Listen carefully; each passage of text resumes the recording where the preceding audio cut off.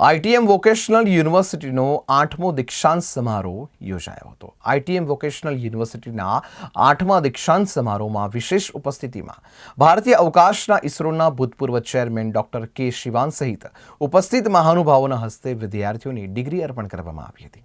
શૈક્ષણિક ઉત્કૃષ્ટતા પ્રત્યેની પ્રતિબદ્ધતા માટે આઈટીએમ વોકેશનલ યુનિવર્સિટીએ 8મા દીક્ષાંત સમારંભનું આયોજન કરી મુખ્ય અતિથિ ભારતીય અવકાશ સંશોધન સંસ્થા એટલે કે ઇસરોના ભૂતપૂર્વ ચેરમેન ડોક્ટર કે શિવાન સહિત સન્માનીય મહાનુભાવોને આમંત્રિત કર્યા હતા।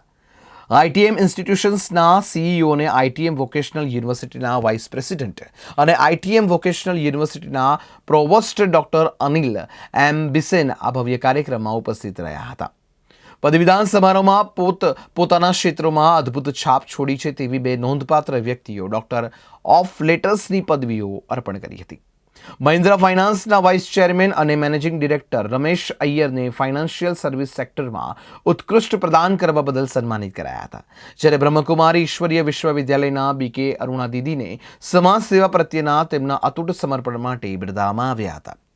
પદવીદાન સમારંભમાં સ્નાતક થયેલા વિદ્યાર્થીઓ, ઇજનેરી, મેનેજમેન્ટ અને લાઈફ સાયન્સ ક્ષેત્રમાંથી તમામ સ્નાતકો અને અનુસ્નાતકોને ડિગ્રીઓ આપવામાં આવી હતી। યુનિવર્સિટીનો 8મો પદવીદાન સમારંભ સિદ્ધિનું પ્રતીક અને ભવિષ્ય માટે આશાની દીવાદાંડી સમાન બન્યો હતો।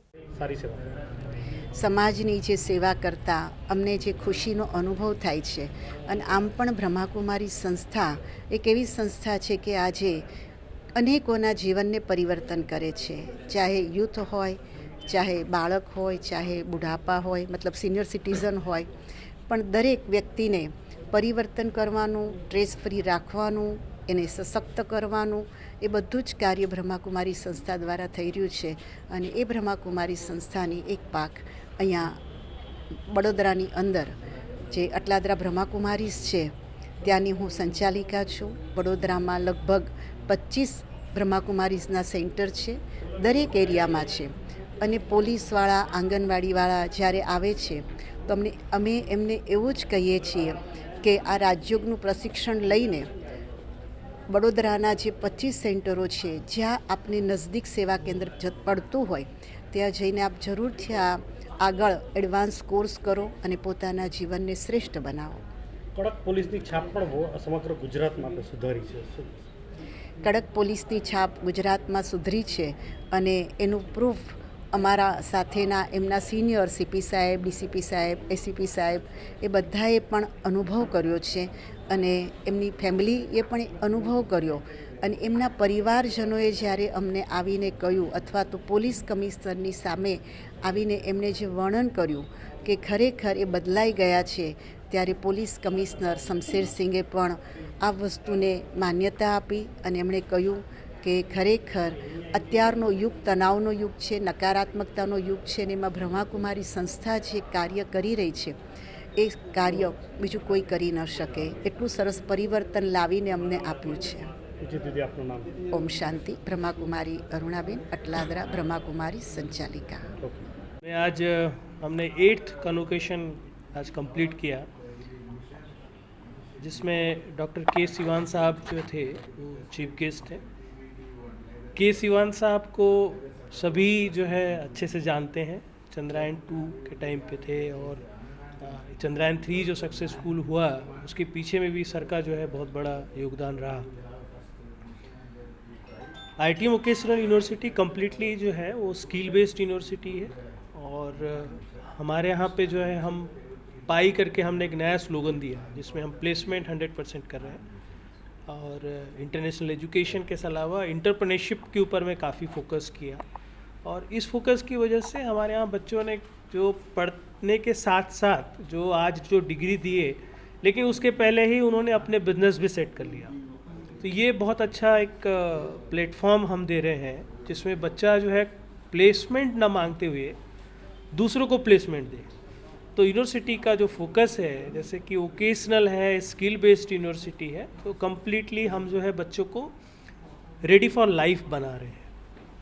तो आज का जो है हमने 2 ऑनररी डिग्री भी दी हैं, जिसमें डी.लिट की डिग्री है, जिसमें एक रमेश अय्यर साहब जिसमें कॉरपोरेट बिजनेस की तरफ से आए हैं और एक बीके अरुणाबेन है जिनके तो सोशल वर्क की तरफ से यूनिवर्सिटी ने दिया हुआ है। धन्यवाद। आज ITM वोकेशनल यूनिवर्सिटी गुजरात की 8वीं कॉन्वोकेशन हुई थी। करीब 300 छात्रों को उनकी डिग्रीज़ मिली और ये बच्चों ने इंजीनियरिंग कोर्स की है या फिर मैनेजमेंट, इसके अलावा कुछ बच्चों ने हेल्थ साइंसेस के क्षेत्र में भी अपना डिग्री पाया है। हमारी ITM वोकेशनल यूनिवर्सिटी जो गुजरात में है, बड़ौदा में, इसके अलावा ITM यूनिवर्सिटी रायपुर में है और ITM यूनिवर्सिटी स्किल्स यूनिवर्सिटी के रूप में मुंबई में भी है। ये एक 32 साल पुराना यूनिवर्सिटी सिस्टम है और डॉक्टर रमणा के साथ मैं जुड़ा था, प्रोफेसर मणि, ये इंस्टीट्यूशन शुरुआत करने में। अब हमारे जो प्रोवोस्ट हैं, जो वाइस चांसलर के नाम से जानते हैं, डॉक्टर अनिल बिसेन, यहाँ की पूरी यूनिवर्सिटी चलाते हैं। बहुत ही अच्छे काबिल फैकल्टी हैं। स्टूडेंट्स जो हमारे पास आते हैं, हमारा एक ही उनको प्रॉमिस है कि आप आओ, कोर्स ढंग से करो, हम आपको नौकरी दिला देंगे, क्योंकि हर बच्चा ये चाहता है कि वो अपने पैरों पे खड़े हो जाएं। एक और चीज़ हमारी यूनिवर्सिटी में ख़ास बात ये है, हम बच्चों को प्रेरित करते हैं कि वो खुद अपने बिजनेसेस शुरू करें, क्योंकि हमारे देश में जब कहते हैं कि अनएम्प्लॉयमेंट की समस्या है, तो हर वो छात्र जो खुद अपना बिजनेस शुरू कर सके, वो 4 और लोगों को नौकरी दे सकता है। ये एक एंटरप्रेन्योरशिप प्रोग्राम डॉक्टर बिसेन और उनकी टीम बहुत खूबी से कर रही है और आज 300 बच्चों में से करीब 30 बच्चे ऐसे थे जिन्होंने खुद अपने बिजनेस शुरू किए।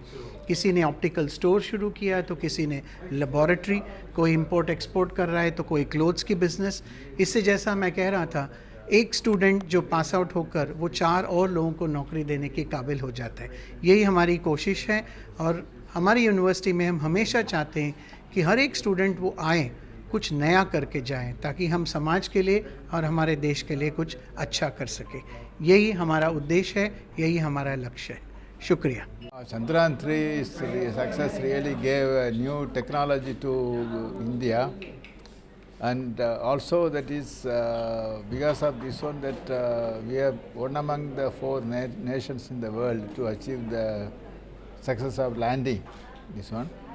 And also that another very interesting thing is because we are the first person to go on to near South Pole region. That way India is the first country. This is another advantage. And also that is whatever that the lander and rover collected a huge amount of data for scientific investigation. Maybe that in the days to come that we will get a new discoveries about the sun, the moon. That's what is expected. So this data is useful not only for the Indian scientists, for the scientists throughout the world. So that way I would say this is a global mission. So it's a interesting thing in my mission.